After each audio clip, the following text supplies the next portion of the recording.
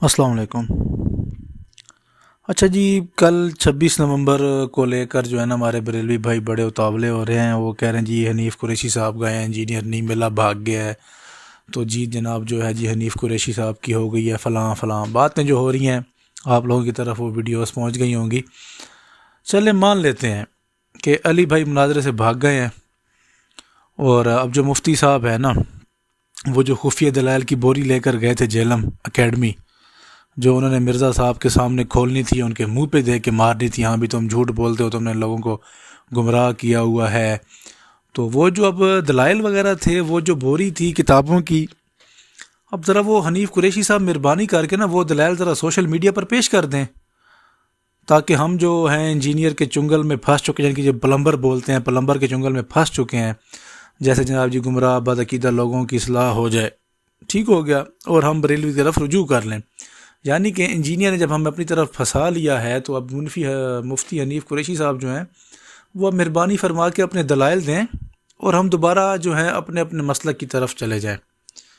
اچھا، میں ذرا ذکر کر دوں کہ جو انجینئر صاحب نے روایات معتبر ان کی جو ہیں، جو حنیف قریشی جو ہیں ان کا جلم دفاع کرنے آئے تھے، وہ ہیں جی بریلوی علماء جن بزرگوں کی کہانیاں سناتے ہیں، ان کے بارے میں موجود کتابوں میں ان کے گستاخانہ اور کفریہ عبارات کتابیں ہشت بہشت، کشف المحجوب، سبع سنابل، ملفوظات اعلیٰ حضرت اور تذکرۃ الاولیاء ہیں۔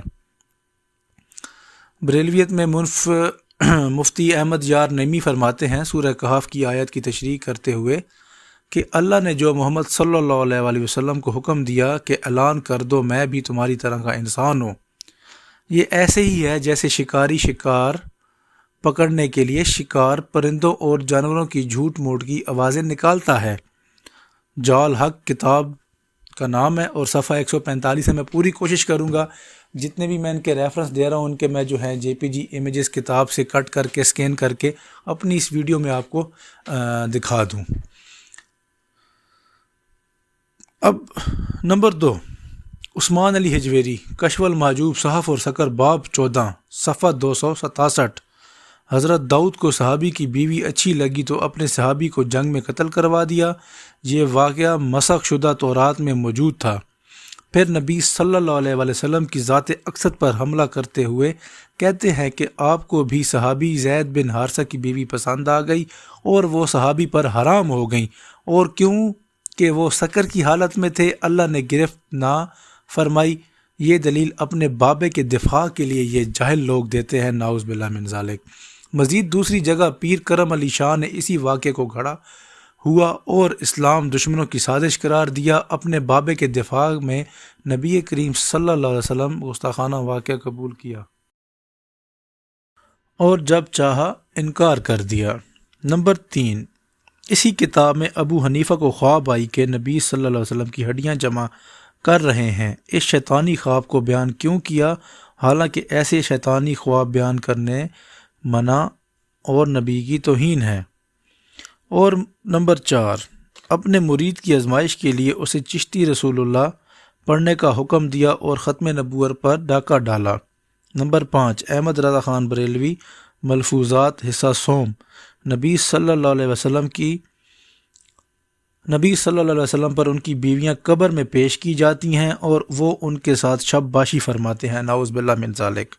نمبر 6، کشف المحجوب، باجزید کے دعوے، اللہ کو دیکھنے کا دعویٰ اور کعبہ کے غائب ہونے کا دعویٰ کیا، یہ اپنی شان انبیاء سے بڑھانے کی کوشش ہے۔ نمبر 7، تذکرۃ الاولیاء، فرید الدین عطار، باب عزید بستامی کو معراج ہوئی، اللہ کا مشاہدہ کیا، نعوذ باللہ من ذالک، ان کی کتاب میں لکھا ہوا ہے۔ میں پھر دہرا دوں، میں پوری کوشش کروں گا کہ ان کے جتنے بھی تصویریں ہیں کتابوں میں سے نکالی ہوئی دلائل کے طور پر میں ان کے جے پی جی امیجز ایڈ کر دوں۔ کشف المحجوب میں پاک ہوں میں پاک ہوں، میری شان کتنی بلند ہے، علی عثمان حجویری کہتے ہیں کہ اللہ ان کے منہ سے بولتا تھا، یہ بھی انتہائی گستاخانہ جملہ ہے۔ تذکرۃ الاولیاء میں پوچھا گیا کہ کیا لوگ محمد صلی اللہ علیہ وسلم کے جھنڈے کے نیچے ہوں گے یا باجزید کے، تو وہ کہنے لگے کہ محمد اور تمام انبیاء میرے جھنڈے کے نیچے ہوں گے، نعوذ باللہ من ذالک۔ یہ اس بات پہ یہ کہنا چاہتے ہیں کہ بروز قیامت باجزید جو ہیں وہ سب سے اوپر ہوں گے، اور کیا کہتے ہیں ان کی شان سب سے اوپر ہے۔ انہوں نے جناب نبی کریم صلی اللہ علیہ وسلم سے بھی باجزید بستامی کو بڑھا چڑھا کر بتایا ہے۔ نمبر 10، احمد رضا خان، ملفوظات حصہ 4، صفحہ 377۔ شمالی ہوا نے غزوہ احزاب کے موقع پر اللہ کا حکم نہ مانا تو اللہ نے اسے بانچ کر دیا، یعنی ہوا کو بھی اختیار ہے جب چاہے اللہ کا حکم مانے۔ ملفوظات حصہ اول، صفحہ 106۔ بغیر غوث کے زمین آسمان قائم نہیں رہ سکتے۔ 12 نمبر، ملفوظات حصہ اول، صفحہ 97۔ مرید جب تک یا جنید کہتا رہا، پانی پر چلتا رہا، جیسے ہی یا اللہ کہا تو ڈوب گیا۔ یہ بھی انہوں نے ایک بہت جھوٹا جو ہے گھڑا ہوا واقعہ اپنی کتاب میں لکھا ہوا ہے۔ اب بات کرنے کا مقصد یہ ہے کہ اگر یہ کتابیں جھوٹی ہیں، اگر یہ ان کی بزرگوں کی طرف منسوب ہیں، تو یہ ان کو چھاپنے اور ان کا دفاع کیوں کرتے ہیں؟ اگر یہ جھوٹی ہیں تو ان کا یہ دفاع نہ کرے۔ اگر جو لوگ اس جھوٹی کتابوں کا دفاع کرتے ہیں تو یہ ان سے کیوں نہیں نبٹتے، ان کے اوپر FIR کیوں نہیں کرتے؟ جن کیا کہتے ہیں یہ پریس سے چھپ رہی ہیں، ان کے خلاف یہ کیوں نہیں قانونی کارروائی کرتے؟ حنیف قریشی صاحب، ہمیں جواب چاہیے۔ آپ جو دلائل کا بورا لے کر گئے تھے وہ میں نے بیان کر دیا ہے۔